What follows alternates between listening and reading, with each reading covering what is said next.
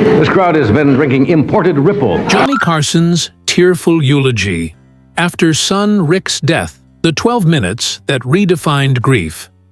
On July 15, 1991, Johnny Carson walked onto The Tonight Show stage for the first time in 29 years without his signature smile.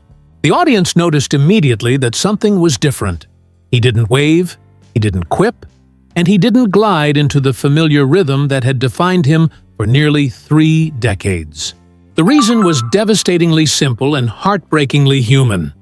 3 weeks earlier, Johnny's middle son, Rick, had died in a car accident. The phone call had come in the middle of the night, just past 1:25 a.m., and nothing about fame, success, or celebrity could shield him from the grief that followed.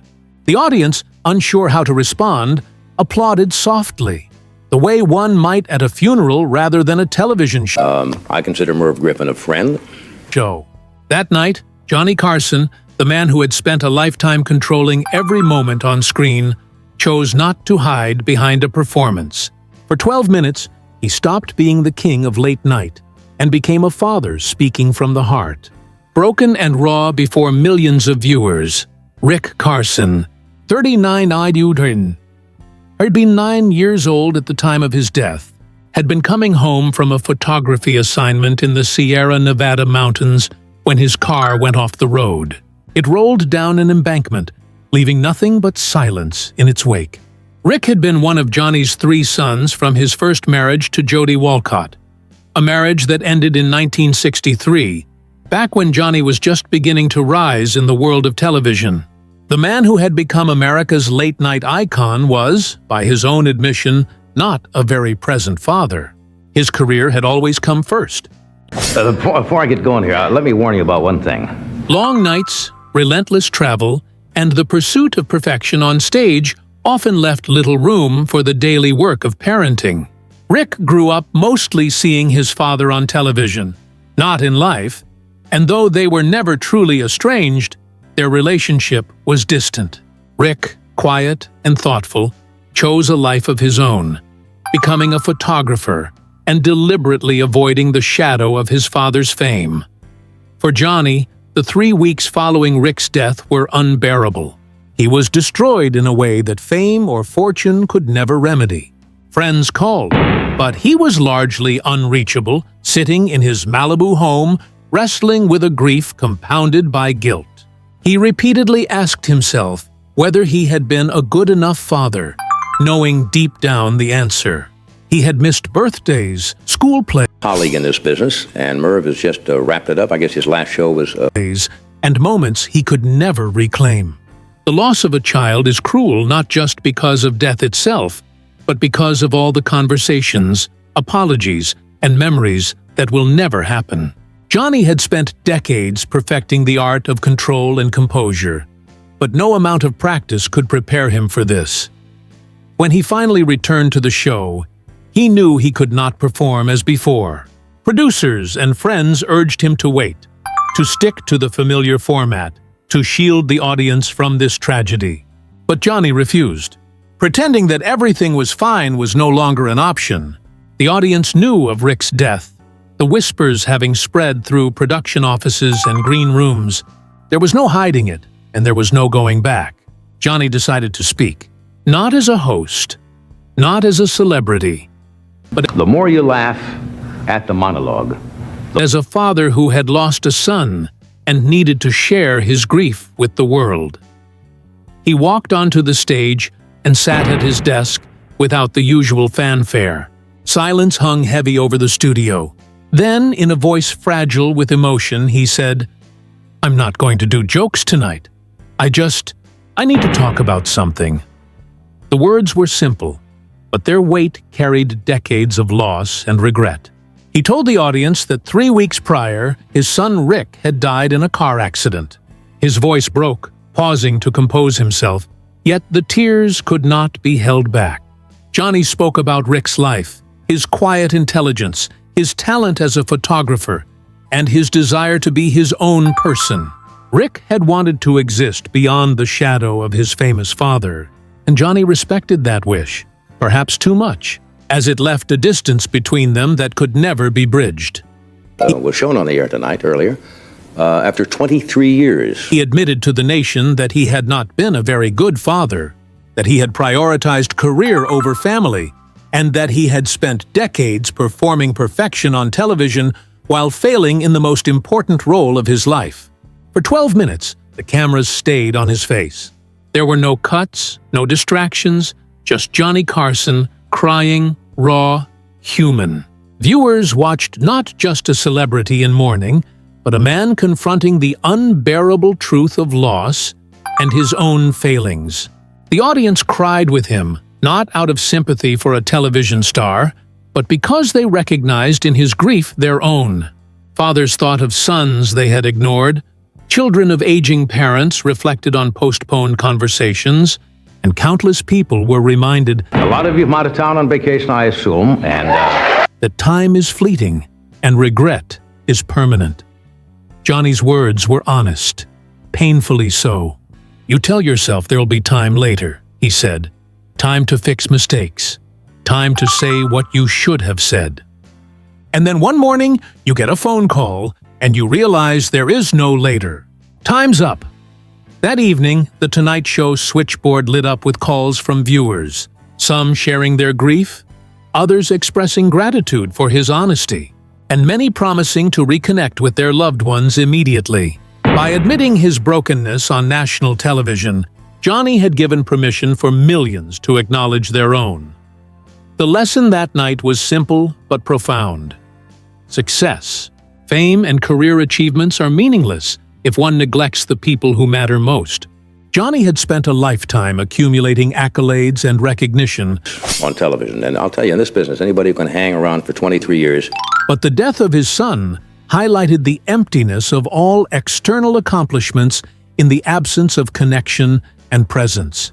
For the first time, he showed the audience that strength is not always measured in control and composure. Sometimes, the bravest act is to allow yourself to be seen as you truly are, flawed and vulnerable. After returning to work, Johnny continued The Tonight Show for another year before retiring in 1992. Yet those who knew him noted that he was never quite the same. The guilt over Rick's death lingered, as did the what-ifs and the conversations that would never happen. In retirement, he became more private, but he also made a conscious effort to be present for his remaining sons, calling more, spending more time, and attempting to repair the relationships that could still be nurtured. Rick was gone, but Johnny's actions afterward reflected a man learning to prioritize connection over career, love over legacy. This is somewhat of a different departure from my first guest tonight. Rick's death had not only been a personal tragedy, but also a mirror reflecting Johnny's choices over decades. It forced him to confront the consequences of prioritizing public success over private relationships. In doing so, Johnny's 12-minute broadcast did more than share grief. It sparked a cultural shift, demonstrating that vulnerability and honesty are not weaknesses, but courageous acts. For viewers, it prompted reflection, reconnection, and empathy. Fathers reached out to sons, adult children to parents, and families began conversations that had long been postponed. Johnny Carson, who had spent 29 years making America laugh, spent 12 minutes helping America feel. Those 12 minutes became one of the most replayed clips in Tonight Show history. Not for humor, celebrity, or entertainment, but What do you need to charge? 26 years. Walk away. It's over. for humanity. It revealed that grief has no timeline, that regret is inescapable, and that there is no rehearsal for life's most important moments.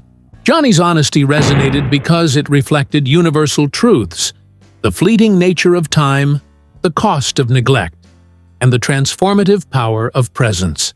He couldn't change the past, but by showing up, he helped countless others confront their own missed opportunities, inspiring them to act before it was too late. Johnny Carson passed away in 2005. At his funeral, his son Chris recalled that July 1991 broadcast, emphasizing the profound human lesson embedded in it. For decades, Johnny had been the picture of perfection on television, never revealing vulnerability, never slipping, never faltering. But that night, he was simply a father. A man who loved his son and recognized That's why you're here. That's why I'm here. You got it. his own failings. That version of Johnny, the flawed, grieving, honest father, was the one Chris and the nation would remember most. The story also underscores a broader societal lesson. American culture had long valued stoicism and the appearance of control, often dismissing the open expression of grief or vulnerability. Johnny Carson challenged that norm by making a private sorrow public, showing that admitting brokenness is a form of strength. His grief encouraged viewers to be honest with themselves and those they loved, to seize moments before it is too late. The flood of calls, letters, and personal transformations that followed his broadcast stands as a testament to the ripple effect one act of authenticity can create. If Johnny Carson had the chance to speak to Rick again, he likely would have said the same things he shared on television: that he was sorry, that he hadn't been there enough, that he loved him, and that he wished he could have done better. But grief rarely allows for perfect closure. Life offers no rehearsals, no do-overs, and no guarantee of later. What Carson did show, however, was that one can act with integrity, honesty, and love in the time still available. By calling his other sons more often and spending more time with family, Johnny attempted to repair what could still be mended, a small but vital redemption. That night, Johnny Carson didn't just mourn his son. He gave America permission to grieve, to reflect, and to act. He transformed private sorrow into a public lesson in humanity. For millions, it was a moment that transcended television, transcended celebrity, and reached into the core of what it means to be human. The audience, the crew, and viewers at home were reminded that vulnerability is strength, that time is precious, and that love, presence, and honesty are the legacies that truly matter. And so, in a career defined by laughter and perfection, the 12 minutes of raw honesty stand as a reminder that even the most accomplished among us are vulnerable, human, and capable of profound insight. Johnny Carson couldn't save Rick, but in his grief, he saved thousands of relationships and inspired millions to cherish the people they love. That night, the king of late night gave up his crown, Created and composed the Star-Spangled Banner. That's right. and became simply a man, a father, and a human being, and in doing so, he taught the world the value of presence, honesty, and love. The aftermath of that broadcast rippled far beyond the Tonight Show stage. Calls poured in, letters arrived in droves, and thousands of people across America found themselves pausing to reconsider their own lives. Fathers who had been absent, sons and daughters who had postponed conversations, siblings who had gone months or years without speaking, all were prompted to act. In homes across the country, phones rang, emails were sent, and people reached out to one another in ways they had been delaying for too long. It was a subtle, profound kind of social awakening, sparked not by politics, ideology, or celebrity, gossip, but by the raw, unfiltered honesty of a man millions had laughed with for decades. That night, grief became a shared experience, and vulnerability became a communal lesson.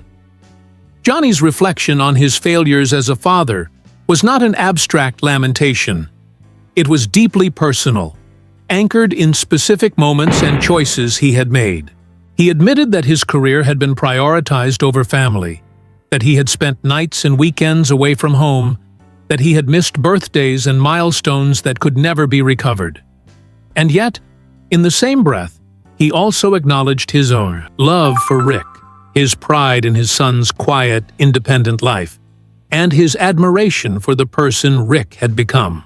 This duality, grief mixed with love, regret intertwined with pride, was what made his words resonate so profoundly.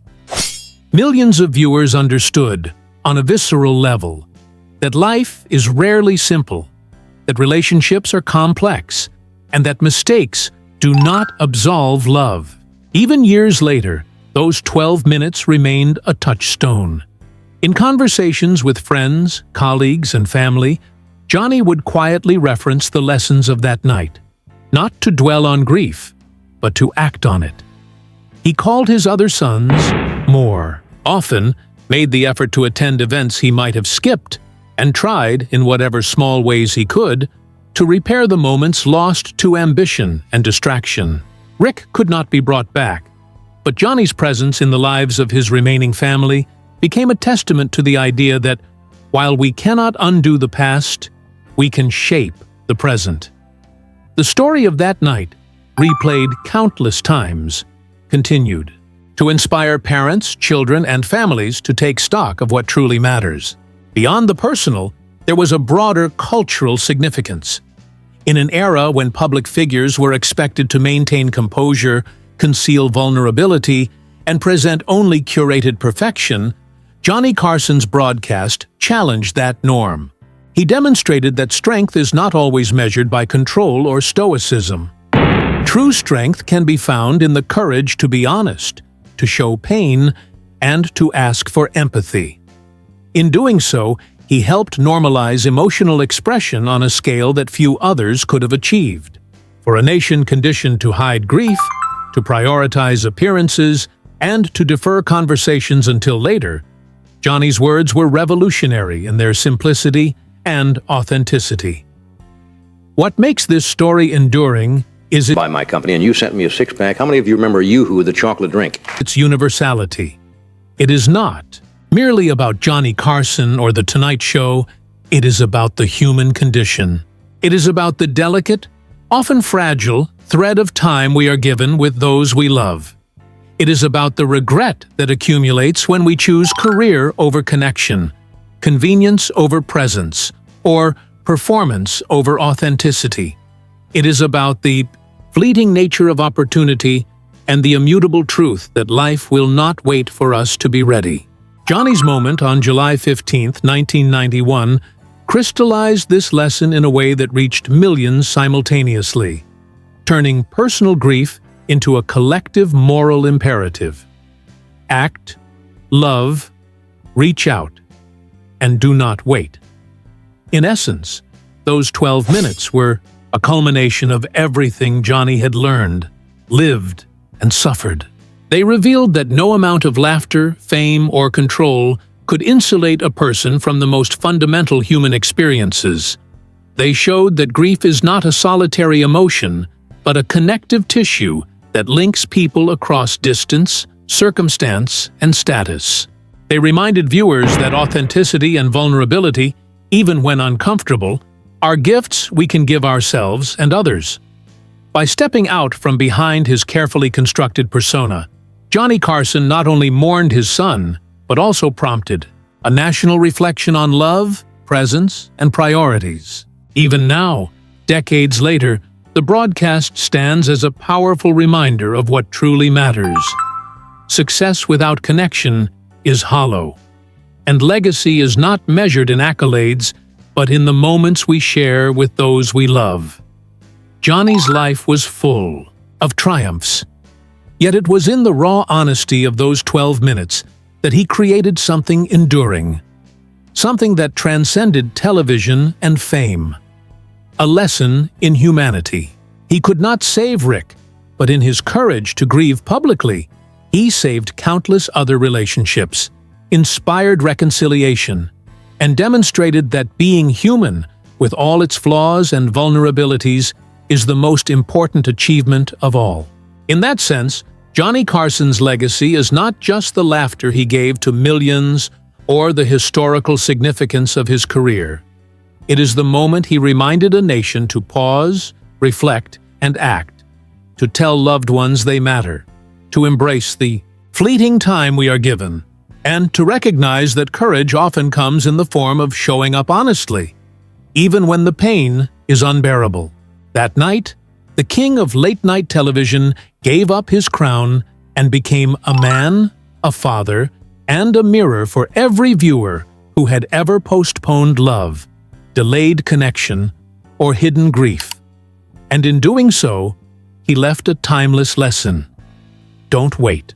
Call your loved ones. Say what you mean. Be present. Later is never guaranteed, and love is always worth acting upon.